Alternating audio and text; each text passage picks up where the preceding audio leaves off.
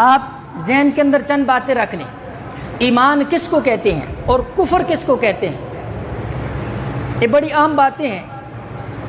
ایمان کے بارے میں علماء نے ایمان کی تعریف لکھی، الایمان هو التصدیق بما جاء به النبی صلی اللہ علیہ وآلہ وسلم بالضرورہ۔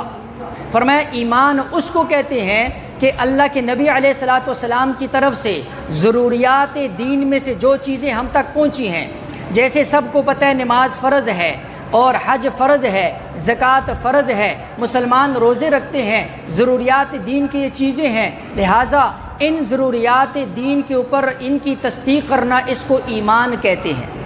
اور کفر کس کو کہتے ہیں؟ فرمایا عدم التصدیق بما جاء به النبی صلی اللہ علیہ وسلم بالضرورہ، ان چیزوں کا انکار کرنا جو اللہ کے نبی علیہ الصلوۃ والسلام نے ضروریات دین میں سے لائی ہیں، یا ان میں باطل تعویل کرنا۔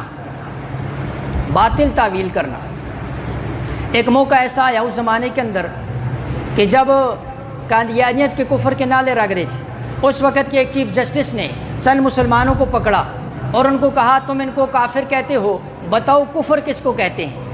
انہوں نے کہا جی بس کافر ہے، ہمیں نہیں پتہ کفر کس کو کہتے ہیں۔ اس نے اگلے دن اخبار کے اندر بیان دے دیا، کہتا ہے کہ جی ان مولویوں کو کفر کی تعریف کا پتہ نہیں ہے اور لوگوں پر کفر کے فتوے لگا رہے ہیں۔ تو ہمارے کابرین میں سے مولانا ادریس کاندولی رحمہ اللہ، انہوں نے پیغام بھیجا، کہا مجھے عدالت کے اندر بلاؤ، میں تمہیں بتاؤں گا کفر اور اس ایمان کی تعریف کیا ہوتی ہے۔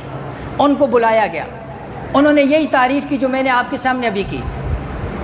اس جج نے ایک سوال کیا، کہا اگر ایمان اور کفر کی یہ تعریف ہے تو پھر سارے مسلمانوں کو کیوں نہیں آتی ہے؟ تو اب جواب سننا حضرت علامہ کا، فرمایا کہ جو چیز جتنی عام ہوتی ہے اس کی تعریف اتنی مشکل ہوتی ہے۔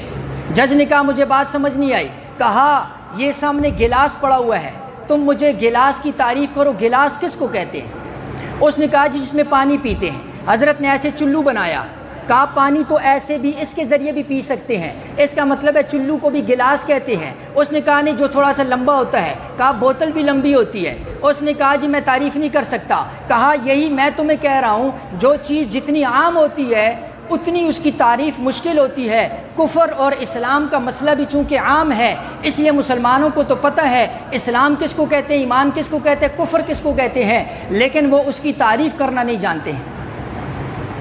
پھر ایک مرزائی نے مولانا امین اکاڑی رحمہ اللہ سے سوال کیا، کہا حضرت یہ بات تو عقل کے بھی خلاف ہے کہ ایک بات کا انکار کرنے سے بندہ کافر ہو جائے۔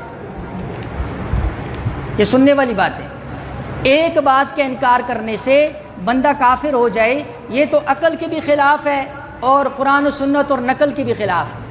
حضرت نے کہا تجھے عقل اور نقل کا تو پتہ نہیں ہے، میں تجھے مثال سے سمجھاتا ہوں۔ فرمایا یہ رومال ہے، اس رومال کے اوپر یہ رومال پاک کب ہوگا؟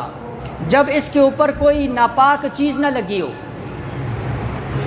جب اس پر کوئی ناپاک چیز نہ ہو تو ہم کہیں گے یہ رومال پاک ہے۔ اب ساری ناپاک چیزوں سے اس کا پاک ہونا ضروری نہیں ہے، لیکن یہ پاک کب ہوگا؟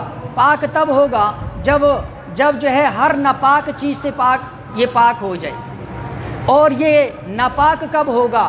جب ایک نجس ناپاک چیز اس کے اوپر لگ جائے تو یہ ناپاک ہو جائے گا۔ فرمایا ایسے ہی ایمان اور کفر بھی ہے، کفر اور اسلام سے نکلنا بھی اسی کو کہتے ہیں کہ ایمان اس کو کہتے ہیں کہ ساری ضروریات دین کے اوپر ایمان لائے، اور کفر جو ہے کسی ایک چیز کا بھی انکار کرنے سے کفر لازم آ جاتا ہے، جس طرح یہ رومال ایک ناپاک چیز سے ناپاک ہو جاتا ہے۔ لہٰذا